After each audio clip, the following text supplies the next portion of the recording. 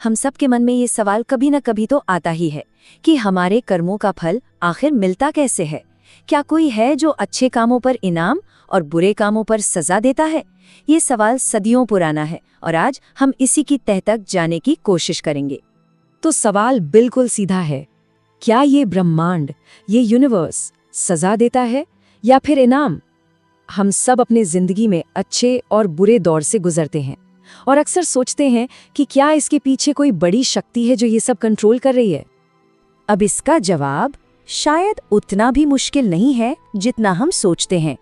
हमारी स्रोत सामग्री के हिसाब से यूनिवर्स ना तो सजा देता है और ना ही इनाम। हो सकता है ये सुनने में थोड़ा अजीब लगे, पर इसके पीछे एक बहुत ही गहरा सिद्धांत छिपा है। इस पूरी समझ का जो सार है ना, वो इस एक लाइन में है। ब्रह्मांड जज नहीं करता, वो सिर्फ चीजों को बैलेंस करता है, यानी संतुलन बनाता है। अब जजमेंट और बैलेंस, इन दोनों के बीच का फर्क ही सब कुछ बदल देता है। चलिए इसे थोड़ा और गहराई से समझते हैं। तो सवाल उठता है कि ये संतुलन, ये बैलेंस आखिर बनता कैसे है? यहीं पर सामने आता है मिरर प्रिंसिपल, जिसे हम दर्पण का सिद्धांत भी कह सकते हैं। ये एक बहुत ही सरल लेकिन उतना ही शक्तिशाली विचार है। तो ये सिद्धांत है क्या? बहुत सीधा सा है। सोचिए कि ये जो पूरा ब्रह्मांड है, ये एक परफेक्ट शीशे जैसा है। वो अपनी तरफ से कोई खुशी या दर्द नहीं बनाता, वो तो बस उस एनर्जी को हूबहू वापस हम तक पहुंचाता है जो हम अपने विचारों, बातों और कामों से बाहर भेजते हैं। इसको और आसान तरीके से समझते हैं। आप जो कुछ भी ब्रह्मांड में भेजते हैं वो हुआ आपका इनपुट, और जो कुछ भी आपकी जिंदगी में लौट कर आता है वो है आउटपुट।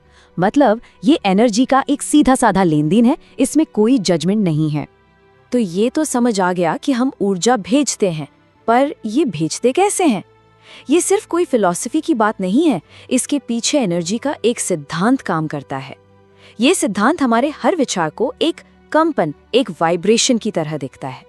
हमारी हर एक सोच, हमारा बोला हुआ हर एक शब्द और हमारा हर एक काम, ये सब मिलकर पता है क्या करते हैं? एक खास किस्म का वाइब्रेशन पैदा करते हैं। ये हमारी अपनी एनर्जी का सिग्नेचर बन जाता है, जिसे हम लगातार यूनिवर्स में भेजते रहते हैं। और सबसे कमाल की बात यह है कि ब्रह्मांड इन वाइब्रेशंस को कभी भी इग्नोर नहीं करता। हर एक वाइब्रेशन, चाहे वो कितनी भी छोटी क्यों ना हो, वो दर्ज होती है, कुछ भी बेकार नहीं जाता। तो इसका मतलब क्या हुआ? मतलब बिल्कुल साफ है, आपकी वाइब ही आपकी जिंदगी का भविष्य बनाती है।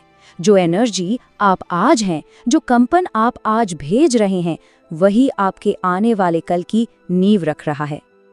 अब देखते हैं कि इस पूरी प्रक्रिया का नतीजा क्या होता है।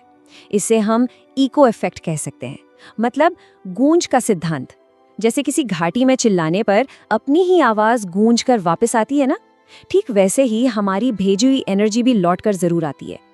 मान लीजिए किसी ने किसी को दुख दिया, बेइज्जत किया या रुला दिया, तो ये जो नेगेटिव एनर्जी है ये यूनिवर्स में फैल जाती है, और मिरर प्रिंसिपल के हिसाब से ठीक वैसी ही चोट, वैसा ही दर्द भेजने वाले के पास लौट कर आता है।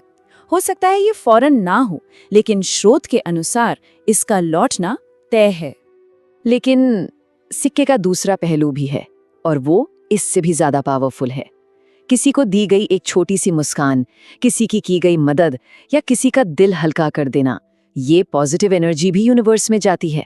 और सबसे मजेदार बात यह है कि यूनिवर्स उसी खुशी और सुकून को कई गुना बढ़ाकर वापस लौटाता है।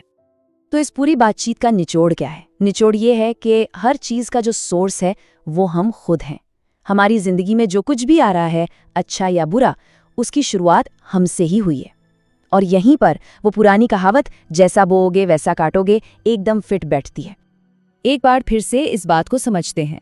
ब्रह्मांड कोई जज नहीं है जो बैठकर सही और गलत का फैसला सुना रहा हो।